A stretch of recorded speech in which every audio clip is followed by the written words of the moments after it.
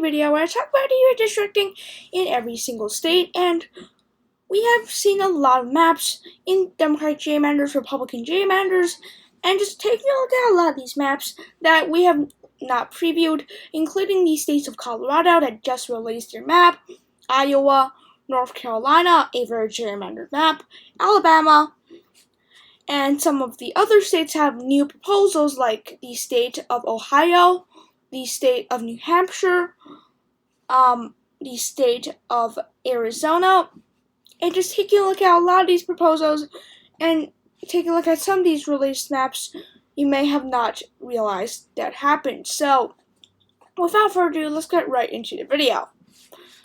Let's start from some of these states that I've talked about in previous videos. Oregon, this is a more Democratic gerrymander. It's not exactly the most heavy gerrymander, but it's not a light gerrymander as well. If you look at the old map, there's much more competitive districts. Peter DeFazio currently has a R+1 district. In the new map, Peter DeFazio gets shored up. Kurt Shader gets shored up. There's a open district that has a Democratic lean of D+3.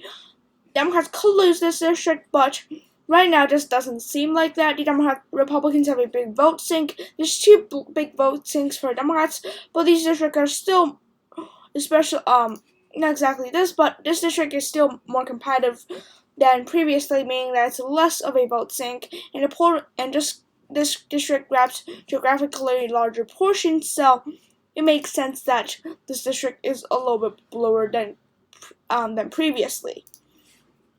Now, if we look at these states we don't really need to talk about them. Nebraska is a district that is 3 points redder. However, this district is also 4 points bluer, so it'll be interesting. In the short run, it's probably Democrats that get disenfranchised, but in the long run, Republicans may also get disenfranchised in this map, and Adrian Smith, the Republican, basically has a very, very solid R+57 district.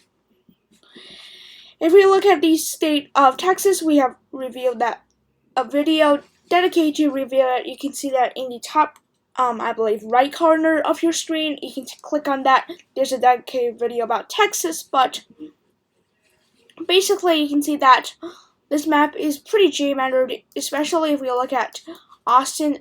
A pretty bad map overall. You can see Houston. You can also see in the Dallas area. I mainly have problems with these two districts and this district as well. So 3 districts, 2 Democratic districts, and 1 Republican district. It is quite a gerrymandered map. If you look at the state of Maine, basically not much of a change here. This district is about 1 point bluer, but again, not much of a change. And those are the states we've previously reviewed, and now we can get into some of these states you've all been waiting of. But before that, we're going to see some of the proposals that are recently being added. New Mexico just had some proposals. It looks like that New Mexico's independent committee is pretty independent, except this map. But yeah, these 2 maps that I'm pretty fine about, especially this A plan. I think this A plan is pretty good overall.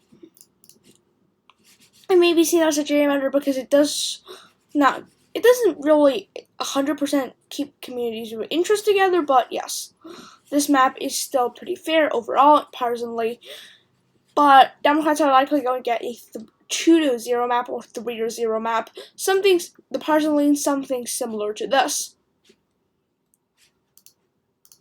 If we look at the state of Wisconsin, the Republican map is a little bit, it's pretty gerrymandered as the Democrats get packed into 2 districts.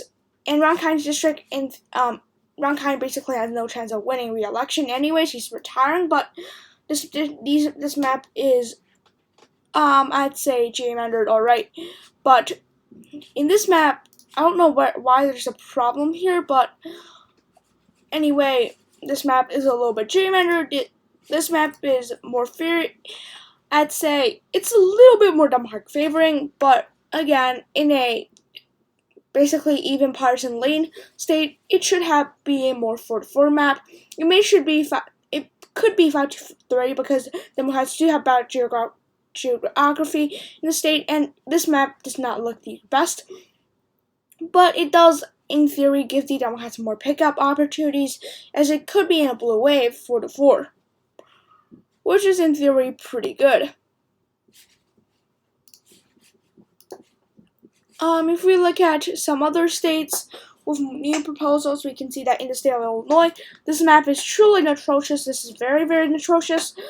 Democrats basically get safe 13 seats, where Republicans only have 3 seats and 1 competitive seat, which has a Democratic lane of 4 in a neutral environment, meaning that the Democrats probably will win this district in D+3 environments by like 7 points. Just look at these districts. These are pretty bad districts. If we look at Chicago, now some of these districts are not gerrymandered. They're trying to keep communities of interest together, but just look at these. They're just stretching in the city and just grabbing in the blue precinct and stretching out. This is pretty gerrymandered, honestly. There's no defense for that. If we look at the state of Michigan, there's a lot of proposals. I made a Michigan redistricting prediction. You can check that out. That it will also be on the right corner of the right corner of the screen right now. And if we look at the other states, we have some more proposals of Maryland, but that's not very interesting because Democrats fully control the state. We have a proposal of Massachusetts. It's basically a Democratic proposal. Honestly, Republicans should get 2 districts. And there is a way to draw 2. I don't think there's a way to draw 3, but this map is very, very, basically, very cursed. You can see that, you can see how Boston looks very weird on this map, and it's pretty gerrymandered, honestly. The districts are going every which way, but Democrats have to control the state, and they're going to take advantage of it.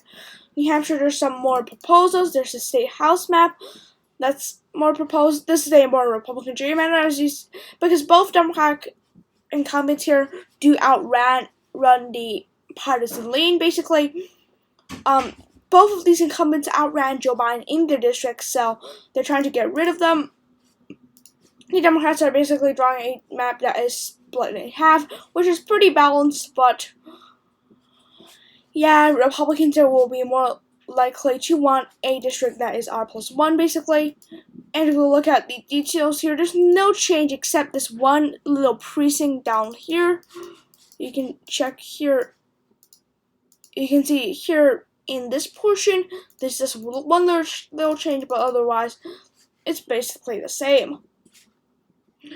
Going to the state of Ohio, the state of Ohio has released some maps they might try to do. The Democratic map, you've all seen that.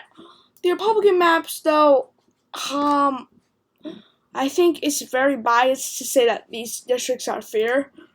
Just looking at this map, I just don't see it being super fair. I'm not even sure these maps are legal, so I think these maps will be challenged. There are some contiguous problems on Bear Look, but again, they're connected by the water precincts. I think it's very, very likely that even if the map, like, there's some precinct here. Wait, what? Why is there a random precinct sticking out? I think it's more than likely that this map will receive a challenge by the courts, and it's very likely that the Republicans don't even win all of these districts. But regardless, I actually made a redistricting prediction that only gave 2 districts to Democrats. That map is actually legal, but this map is not legal. And honestly, this map is going to fall apart. This map, I guess, is a little bit safer for the Republicans. Steve Corbat does get a district that I think he won't lose in 2022, but will lose in the future. You can see some competitive districts. Tim Ryan gets drawn out of their district. Macy Caper gets drawn out of his district. Again, pretty gerrymandered. Democrats don't have the best geography here, but it's very gerrymandered, and honestly, I can't say that this map is very fair. Georgia, the Democratic proposal looks like this. The Republican proposal, this map, I guess, the Republican proposal, more, I guess both of these gerrymandered, but the Republican slightly more. Virginia, There's quite a few proposals here. I think there's only a few more additional proposals. We can look at B5. This map is more Democratic favoring because in most cases Democrats will at least hold 6, possibly 7. This map is more, I guess, Republican favoring because Democrats at most can get 6th district. There is no chance that the Democrats get the 7th district. While in this map, it is, I guess, more Republican. I think it's basically evenly split. Republicans get 4, Democrats get 5, and then 2 competitive districts. This is actually a pretty good map. Maybe a little bit more Democratic favoring, but pretty good overall. Now we can look at the things you all been waiting for, which is the new proposed maps. The states of Iowa, Indiana, North Carolina, Alabama, and Colorado. We can first look at Alabama. This map is slightly better than previously. I mean, you can look at this district right here. It's less of a black pack, and just looking at this, it's a little bit fairer. It's a little bit more compact. You can zoom into some of these detail areas. In the old map, it is a little bit more snaked. You can see that in the new map, it's a little bit more compact here. Instead of stretching into getting these black voters, they make it more compact, which is good overall, but again, not ideal. If we look at the state of Colorado, I'd say I'm going to go from the least interesting to the most interesting. This map is not very interesting because I think most people already know about this map. This map, Democrats have a fair amount of complaints. Because it's very likely in 2024 it's going to be 4-4. I think this open seat will go to the Republicans, honestly. So honestly, this map is a little bit, I'd say, Republican favoring because it's very likely that map is 4-4. But yes, this is the map they're going to draw. Compared to the old map, again, Colorado's getting a district. It's basically the Colorado Springs and the Denver suburbs that are gaining the population here. Lauren Boebert gets drawn into a more Republican district, which makes the Democrats much harder to oust her as well. Looking at the 7th, it's actually much more competitive than the current map, but at least it's mixed so that the 6th map is a little bit more Democratic favoring. The 8th district is probably the one the Democrats and Republicans are fighting for, as well as the 7th district. If you look at the other states, 3 more. Actually, there's a proposal in West Virginia, but it's not very interesting overall. The 2 districts are pretty balanced for the Republicans, so yeah. That's all I'm going to say for the state. North Carolina. Which state have I not covered yet? I believe there's only the states of Iowa, Indiana, and North Carolina. I'm going to go for Indiana. What happened was that there weren't really much change in the first district. Some political pundits thought this district was going to be more Republican. That did not happen. I predicted the correct thing. However, it is gerrymandered because of this district, the 5th district. It used to be pretty competitive. It was actually rated as a toss-up for a very long time.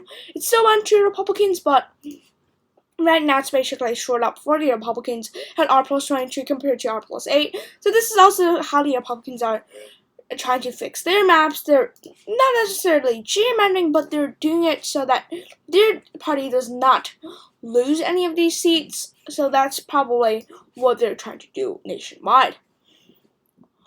The same thing cannot be said for the state of North Carolina, but I'm going to go insist for the second most interesting map. It's this map. Honestly, you may think that for a Republican state that this isn't a very good map for them, but there's a reason why. In Iowa, you cannot split any counties, and if you play around with it, there's honestly only 2 reasonable ways you can do it. This plan, or one of the other plans they previously proposed that got rejected, but basically you have to, the best the Republicans can do is this, and Marina Miller Meeks. And this map is relatively fair for both parties. I mean, this Republican district gets 1% more competitive, so that the Republicans may have 1% more of the vote in these 3 districts, but it's honestly not very interesting. The 4th district, the Iowa's 1st, gets drawn actually as the Iowa's 2nd, which is sort of interesting.